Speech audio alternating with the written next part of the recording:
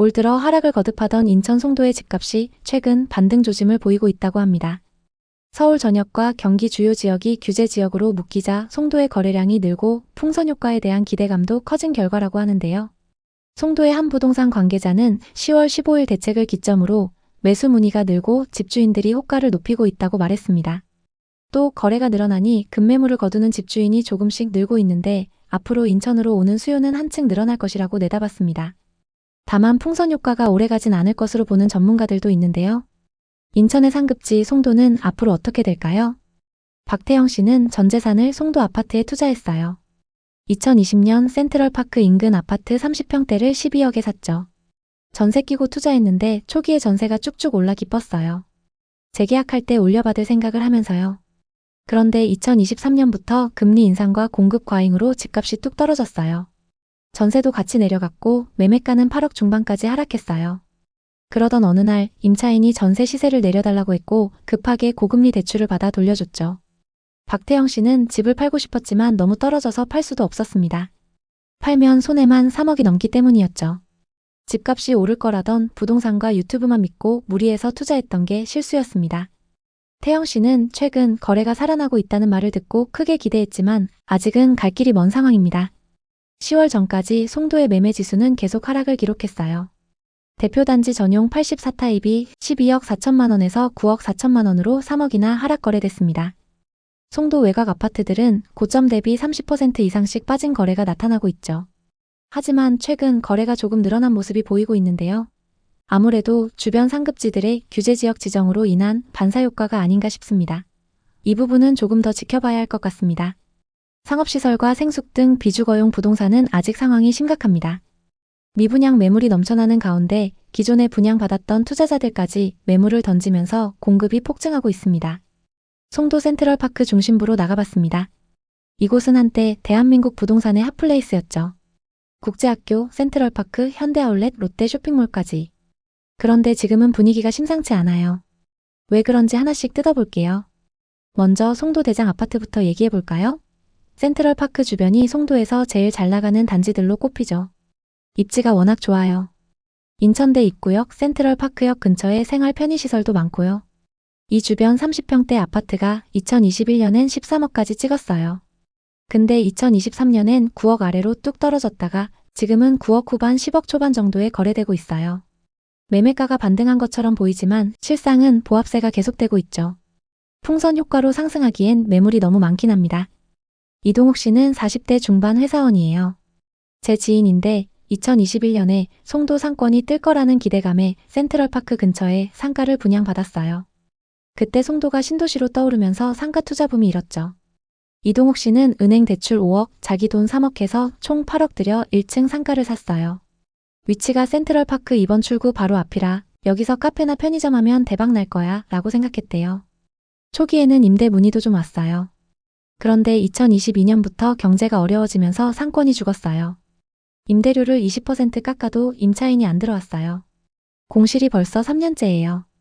매달 관리비 수십만 원, 대출 이자까지 합치면 월 230만 원씩 빠져나가요.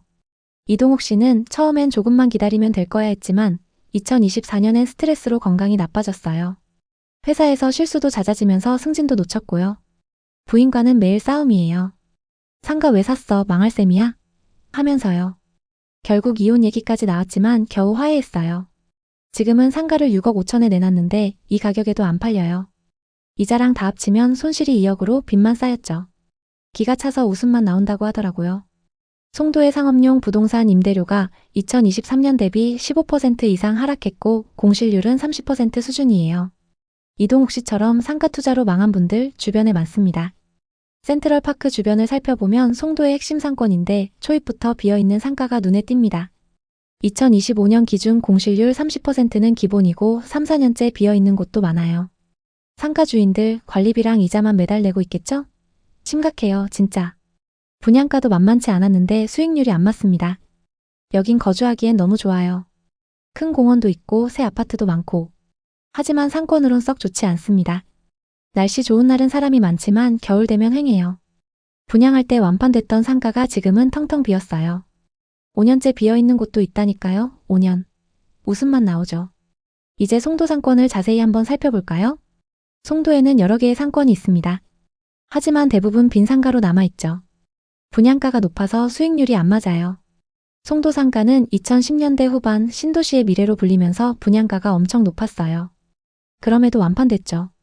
근데 지금은 임대료를 낮춰도 임차인이 안 들어와요. 왜냐하면 상권이 생각만큼 활성화되지 않았기 때문이에요. 상가 구조는 신도시답게 이쁘게 설계됐어요. 커넬워크나 트리플 스트리트 같은 곳은 해외를 연상케 하죠. 근데 공실이 많아요. 김민호 씨는 30대 후반 자영업자예요. 2019년에 커넬워크 근처에서 카페를 열었어요. 직접 분양받아서 열었죠. 상가는 분양가 7억이었고 인테리어에 1억을 더 썼습니다. 송도는 젊은 층이 많고 신도시라 카페가 뜰 거라고 봤어요. 초반엔 장사가 잘 됐어요. 인스타 감성으로 사진 찍기 좋은 인테리어를 해서 주말엔 줄을 서서 기다릴 정도였어요. 하루 매출 200만 원을 찍은 적도 있대요. 근데 2022년부터 코로나 여파와 경제 불황으로 손님이 뚝 끊겼어요. 또 트리플 스트리트 쪽으로 상권이 이동하면서 김민호 씨 카페는 구석진 위치 때문에 발길이 줄었어요. 어느 순간부터 장사가 안 되면서 이자 내기도 버거워져서 메뉴도 추가하고 배달 서비스도 운영했지만 소용없었어요. 결국 2024년에 가게를 접게 되었습니다. 대출 이자 갚다가 개인 파산 직전까지 갔대요. 김민호 씨는 지금 택배 부업을 하면서 빚 갚고 있어요. 송도 상권 겉으론 화려하지만 속은 텅 비었어요 라고 하더라고요. 실제로 송도 상가들의 임대료가 많이 내려왔어요. 그럼에도 불구하고 임차인 찾기가 어렵습니다. 송도 상권의 문제점도 짚어볼게요.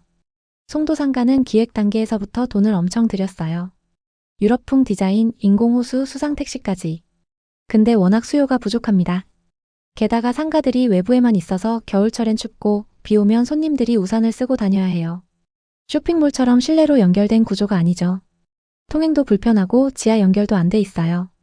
밤 되면 조명은 운치 있지만 너무 덥거나 추울 때는 손님 발길이 뚝 끊겨요. 이런 게 아쉬운 점입니다. 송도 상권 겉으론 이쁘지만 실속은 없다는 거죠.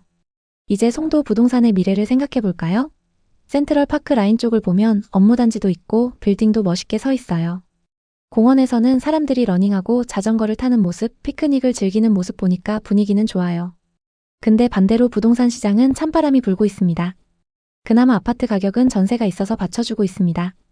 하지만 이것도 1에서 409 메인 쪽 얘기지 609나 809 쪽은 분위기가 너무 안 좋습니다. 얼마 전엔 신축 분양 아파트가 마피 1억에도 안 나가면서 화제가 됐었죠. 돈이 떨어지면 행복이 뒷문으로 나간다고 하죠. 송도 국제학교 쪽은 부자들도 많은 동네라고 하지만 그 사람들도 집값 하락으로 싸움이 많대요. 집값 떨어졌는데 국제학교 학비 어떻게 내? 이렇게 싸우는 거죠. 박태영 씨는 50대 초반 퇴직금으로 송도 아파트에 투자했어요.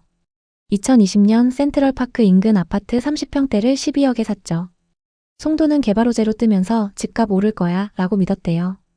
전세 끼고 투자했는데 초기에 전세가 쭉쭉 올라 기뻤어요. 재계약할 때 올려받을 생각을 하면서요.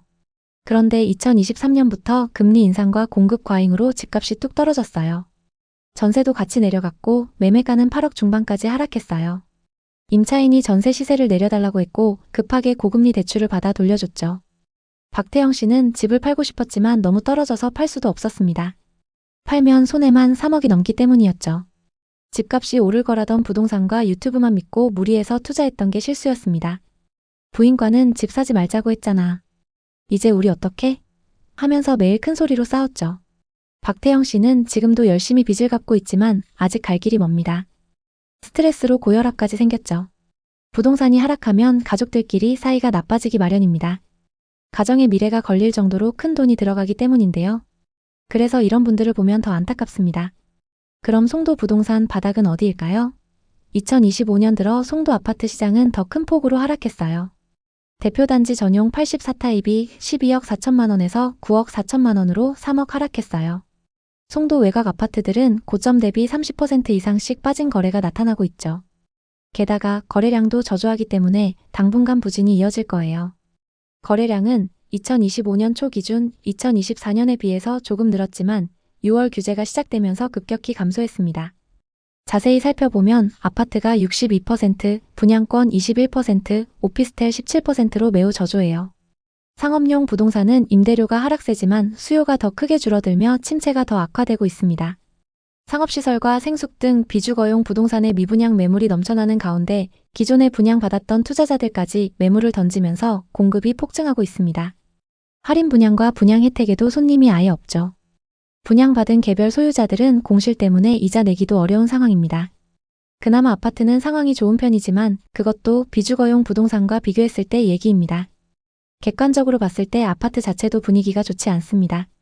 인천의 아파트 매물은 2025년 11월 기준 3만 8천 건으로 작년 말 대비 20% 늘었어요. 최근 기대감이 높아지면서 호가를 올리는 집주인들도 있는데요. 송도 전체적으로 쌓여있는 매물이 많다 보니 전부 다 올라가는 상황은 아닙니다. 2019년부터 2021년까지 입주 물량이 늘어나면서 공급 과잉 현상이 심했어요. 갭 투자로 산 아파트 때문에 큰 손실 보는 사례도 많아요. 전문가들의 의견은 조금씩 갈리고 있어요. 서울과 수도권 일부 지역이 규제 지역으로 지정되면서 반사효과로 송도가 상승할 거라는 말이 있죠. 또 아직은 매물이 많아서 상승하기 어렵다는 의견도 있습니다. 그래도 희망은 있어요. 송도국제학교, 업무단지, 백화점 같은 인프라가 탄탄하니까요. 장기적으로 반등 가능성도 있습니다. 하지만 지금은 신중해야 합니다. 특히 상가 투자는 더더욱요. 부동산 투자 겉으론 화려해 보여도 속은 텅 빈 경우가 많아요. 상가 투자로 망하고 가게 접고 퇴직금 날린 사례 주변에 널렸어요. 부동산은 주식처럼 자주 바꿀 수 있는 게 아니에요. 한 번 선택이 평생을 좌우할 수 있죠. 송도 투자를 생각하신다면 꼭 현장에 와서 확인하세요. 공실률, 임대료, 거래량 다 체크하셔야 해요. 부동산은 한 번 선택이 중요합니다. 특히 상업용 부동산은 더 신중해야 해요. 오늘 이야기 어떠셨나요? 오늘의 이야기에 공감하셨다면 구독과 좋아요를 눌러주세요. 오늘도 시청해주셔서 감사합니다.